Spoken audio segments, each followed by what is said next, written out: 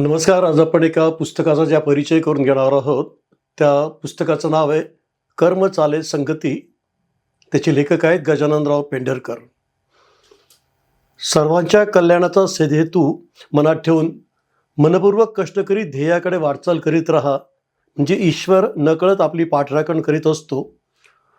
अपयशाच्या निराशेने खचू नका आणि यशाच्या उत्साहाने निष्काळजी होऊ नका. आपल्या यशात ज्ञात अज्ञात अशा अनेकांचे हात लागलेले असतात.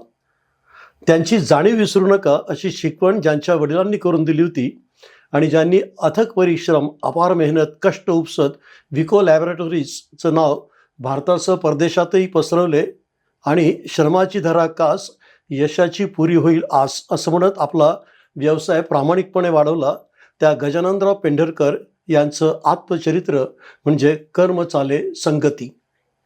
प्राध्यापक सुभाष सावरकर यांनी शब्दांकित केलेले आत्मचरित्र म्हणजे विकोची यशोगाथाच.